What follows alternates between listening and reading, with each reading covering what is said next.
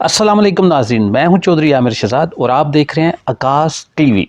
नाज़रीन, खबरदार के शोहरत याफ्ता करदार प्रोफेसर बागी इंतकाल कर गए। इन्ना लिल्लाहि व इन्ना इलैहि राजिऊन। प्रोफेसर आबिद फारूक पिछले कुछ दिनों से ब्रेन हेमरेज के बायस अस्पताल की इंतहाई निगहदाश्त में जेर इलाज थे। आबिद फारूक बागी ने अपने सोगवारों में बेवा और 3 बच्चे छोड़े हैं, जिनमें सबसे बड़ी उनकी 11 साल बेटी है, फिर उनका एक 10 साल का बेटा है और उसके बाद उनका एक 6 साल का बेटा है। ये उनकी कुल फैमिली है। मरहूम आबिद फारूक का अगर मुख्तसर तारुफ किया जाए तो आबिद फारूक उनका असल नाम था। प्रोफेसर आबिद फारूक नहायत प्यार करने वाले और फन व अदब से लगाव रखने वाले एक नफीस इंसान थे। प्रोफेसर बागी कालम निगार और तज्जिया निगार भी थे, शेर व शायरी से भी शगफ रखते थे और अपने तंज़ो मज़ाह और तज्जिया निगारी के मुनफरिद अंदाज की वजह से जाने जाते थे। उन्होंने आफ्ताब इकबाल के साथ मिलकर टीवी पर बागी का ऐसा शानदार किरदार निभाया कि लोग उनको उनके असल नाम के बजाय प्रोफेसर बागी के नाम से ही पुकारना पसंद करते थे। आफ्ताब इकबाल के साथ उन्होंने बागी किरदार का सफर बज़ाहिर तो 2010 में खबरनाक से शुरू किया और 2016 में खबरदार और फिर 2018 में खबरजार प्रोग्राम में उन्होंने मखसूस बागियाना अंदाज में खासी शोहरत समेट ली। प्रोफेसर आबिद फारूक का नाम बागी क्यों और कब पड़ा? अपने एक प्रोग्राम में आफ्ताब इकबाल ने बताया कि उनका टीवी पे आने से पहले अपना एक स्टूडियो था, जहाँ पे वो बाकायदा प्रोग्राम रिकॉर्ड करते थे और खबरनाक से मिलता जुलता एक प्रोग्राम सियासी थिएटर रिकॉर्ड किया करते थे और उस सियासी थिएटर में मुख्तलिफ किरदारों के साथ उन्हें एक बागी शख्स का किरदार भी चाहिए था। और आफ्ताब इकबाल फरमाते हैं कि मुझे आबिद फारूक की शक्ल में बना बनाया बागी मिल गया, लिहाजा आफ्ताब इकबाल और आबिद फारूक का बागी का सफर 2010 में खबरनाक से पहले का शुरू हो चुका था। मरहूम आबिद फारूक का अगर मुख्तसर तारुफ किया जाए तो अब से कोई निस्फ सदी कबल लाहौर के इलाके कृष्ण नगर में उन्होंने आंख खोली। इब्तदाई तालीम करीबी स्कूल से हासिल की, गवर्नमेंट कॉलेज लाहौर से BA पास किया। BA के बाद वो बैंकॉक और हिंदुस्तान का सफर भी किया, फिर गवर्नमेंट कॉलेज से ही सियासत में MA किया। MA के बाद DGPR का महकमा बतौर असिस्टेंट डायरेक्टर ज्वाइन कर लिया। इस जमाने में तकरीबन 2 साल वजीर आला मियां शहबाज शरीफ के पर्सनल सेक्रेटरी के तौर पर भी काम करने का मौका मिला। इनका ज्यादा वक्त अदारा सकाफत इस्लामिया और मजलिस तरक्की अदब समेत अदबी महफिलों में गुजरता था। छुट्टी के दिन सराज मनीर, शहजाद अहमद, अहमद अदीम कासमी, इशफाक अहमद, अहमद जावेद या किसी और शायर या अदीब दोस्त के साथ गुजारते थे। फिर सरकारी नौकरी से इस्तीफा देके एकदम वो मस्कत चले गए और मस्कत के एक मारूफ कॉलेज में कई साल तक अंग्रेजी पढ़ाते रहे। अमान की सबसे बड़ी और बेहतरीन यूनिवर्सिटी सुल्तान काबूस में बतौर प्रोफेसर पढ़ाना शुरू कर दिया। जुज वक्ती तौर पर ब्रिटिश कौंसिल अमान में भी अंग्रेजी जबान पढ़ाते रहे। इनका इस तवील तकरीबन 20 साल दौर में बहुत सा वक्त अबू धाबी और दुबई में भी गुजरा। अरब अमारात में भी यही तदरीस का पेशा तैयार किए रखा। जॉन एलिया, जिन्हें प्रोफेसर बागी जॉनी बाबा प्यार से कहते थे, उनके गहरे दोस्त थे। जॉन एलिया जब कभी अमारात या मस्कत तशरीफ लाते वो प्रोफेसर बागी के घर ही क़याम किया करते थे। नाज़रीन, जॉन एलिया प्रोफेसर आबिद फारूक बागी के इतने क्लोज और इतने पुरतकल्लुफ दोस्त थे कि आबिद फारूक खुद एक वाकया सुनाते हैं, जरा उनकी अपनी ज़बानी सुने। रात 2 बजे मैं और जॉन एक कमरे में थे, बिस्तर 2 थे। ये जॉन का बिस्तर था, ये मेरा बिस्तर था। तो मुझे कहते आबिद, मैं कहा जी जानी बाबा, चलो शेर लिखो। ये शेर लिखने का वक्त है, ये शेर लिखने का वक्त है मियाँ। अच्छा जी, शेर लिखा। मैं कब पे मैंने कहा ऐसे ही ना, एक कच्चा पक्का मतला एक पुराना था तो मैंने थोड़ा सा लिख के तो 10 मिनट में हाँ भाई कुछ लिखा। मैं कहा जी बस एक मतला लिखा, सुनो। मैं कहा जी वो मतला था कि वक्त काफ़ी था, अभी रात पड़ी थी आधी। ये मेरा मतलब, वक्त काफ़ी था, अभी रात पड़ी थी आधी, कैसे सरगर्म तमन्ना थी वो महशर ज़ादी। जॉन तो लम्हे में अरे वाह वाह वाह, अरे वो किधर है? अब दुबई में बैठे, अरे वो किधर है? मैं कहा कौन किधर है? وہ حماد غزنوی کدھر ہے؟ میں کہا حماد غزنوی پتہ نہیں کتنے، میں کہا وہ اپنے گھر ہوگا. فون ملاؤ فون اٹھا لے. ابھی عابد فاروق بہت بڑا شاعر ہے. اس سے بات کر کے بند کرتے. مطلب جان ایک اور جان جو تھے وہ 24-25 سال کی عمر میں ان کا ذہن تھم گیا تھا، رک گیا تھا. پھر جب وہ 55-60 کی عمر میں جب مجھے ملے ہیں تو وہ اس وقت ان کا یہی حال تھا. بچپن ایسے بیٹھے بیٹھے لپٹ جاتے تھے آپ سے، رونا شروع کر دیتے تھے. میں نے ان کی ایک نظم انہیں سنائی، وہ نظم میں دیکھ کے سناؤں گا. ان کو میں نے دیکھ کے سنائی تھی. وہ نظم سنا کے پھر مجھے اجازت دے دی، میں واپس جاؤں گا. آپ ذرا نا اپنے ایک انٹرویو میں پروفیسر عابد فاروق آفتاب اقبال کے بارے میں فرماتے ہیں کہ ملک کے معروف اینکر آفتاب اقبال، جن سے دوستی کوئی 40 برس پرانی ہے، انہوں نے جیو نیوز کے لیے خبرناک نامی پروگرام پیش کرنا تھا اور اس سلسلے میں مجھے بلایا. خبرناک بطور ریسرچر جوائن کیا اور بعد ازاں شو میں بطور مہمان بٹھانا شروع کر دیا.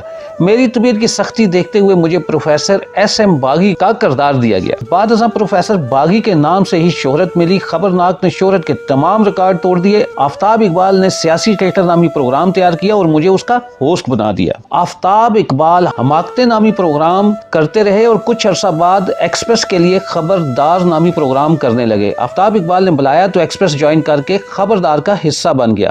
یہ شو 2-3 سال تک کامیابی سے چلا. پھر آفتاب اقبال نے ایک اور ادارہ جوائن کیا اور خبرزار کے نام سے پروگرام شروع کیا تو میں بھی اس کا حصہ بنا. آفتاب اقبال نے ایکسپریس دوبارہ جوائن کیا تو دوبارہ مجھے شریک ہونے کی دعوت دی تو میں دوبارہ ایکسپریس سے منسلک ہو گیا. پروفیسر عابد فاروق کو مطالعے کا اتنا زیادہ شوق تھا کہ وہ فرماتے ہیں کہ اچھا کھانے اور پہننے کے علاوہ کسی شوق کی بات کروں تو مطالعے کا شوق جنون کی حد تک ہے. برے وقتوں میں بھی ہر 1000 روپے میں سے 700 روپے کتابوں کی خریداری میں خرچ کرتا رہا ہوں اور پنجابی، عربی، فارسی اور انگریزی زبان میں لکھی گئی تقریباً تمام اہم کتابیں میری ذاتی کتب خانے میں محفوظ ہیں. پھر فلم بینی کا بھی شوق ہے اور یہ دعویٰ بھی کچھ غلط نہیں کہ ہر اچھی اور بری فلم میری نظر سے گزر چکی ہے. دوسرا شوق موسیقی سننے کا ہے. موسیقی کا معاملہ بھی فلم اور کتاب والا ہے. بقول مولانا آزاد جو راہ بھی اختیار کی اس پر کاملیت کے درجے تک سفر کیا. 40-50 برس تک موسیقی سننے کے بعد موسیقی سمجھنے کی استعداد کافی پیدا ہو گئی ہے. یہ الفاظ پروفیسر عابد فاروق المعروف باغی کے اپنے ہیں جو انہوں نے ایک انٹرویو میں اپنے تعارف میں بیان فرمائے. 71 میں اس ملک کے ساتھ جو کچھ ہو چکا، جو حادثہ ہوا بنگال جیسی زرخیز دھرتی جن کے بغیر سر مکمل نہیں ہوتا، جن کے بغیر آپ کا تعقل یا انٹلیکچول جو ہے وہ پورا نہیں ہوتا، وہ کیوں آپ سے جدا ہوئے؟ ہماری وجہ سے. چلو تو 71 میں یہ اتنی بڑی ایک ہم شکست کا سامنا ہم نے کیا کہ آدھا ملک جدا ہو گیا. ہم اپنے ملک سے محبت پر مجبور نہیں کر سکے.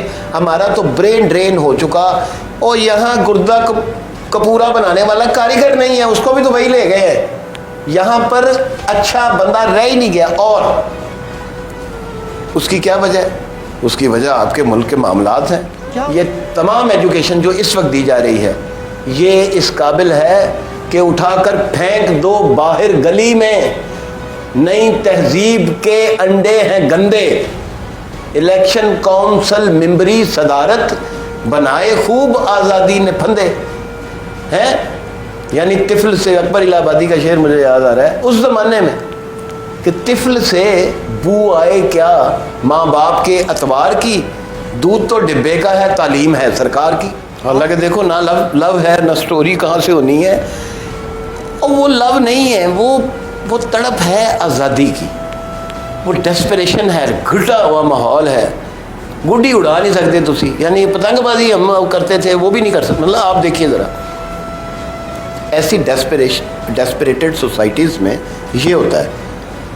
ایسے کاموں پہ پیسے پھونکے جاتے ہیں جن کا تعلق کوئی نہیں.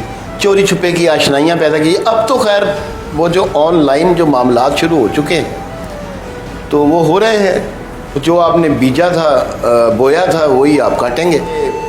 غافل خان صاحب جن کو عمران خان صاحب عجیب آدمی پتہ نہیں کیا ہے، یہ ایک وعدہ اس نے پورا کیا ہے لیکن اس میں بھی پرابلم ہے۔ ایک ادارہ یہاں بنا جس نے پورے ملک کو آئی کام پڑھانی شروع کر دی، پورے ملک کو اکاؤنٹنٹ بنانا ہے، آئی کام، be com, C com, D کام، ساری قوم یہ پڑھ رہی، ٹھیک ہے جی۔ آپ کو پتہ ہے آپ کے ہاں فلسفے کا سبجیکٹ تقریباً ختم ہونے والا ہے۔ ابھی میں نے ایم فل کے لیے اپلیکیشن دی تو علامہ اقبال یونیورسٹی والے کہتے ہیں کہ جی ہم تو پولیٹیکل سائنس کروا ہی نہیں رہے، تسی کی کروا رہے جی، تسی بھی کوکنگ دیاں بیکنگ دیاں کلاساں کروا لو، یہی کہہ سکتا ہے بندہ۔ او یار تن ہما داغ داغ شد پمبا کجا کجا دہم، کہ سارا تو جسم زخمی ہے، میں کہاں کہاں لیکن مرہم انسان لگاؤں۔ جتنا مرضی شوخ و چنچل، مدبر، شاعر ہو، کسی بھی شعبہ زندگی سے تعلق رکھتا ہو، ہر دل عزیز ہو یا کسی کو ایک آنکھ نہ بھاتا ہو، آخر کار سب نے موت کا ذائقہ چکھنا ہے۔ عابد فاروق باغی بھی ہم سے جدا ہو گئے۔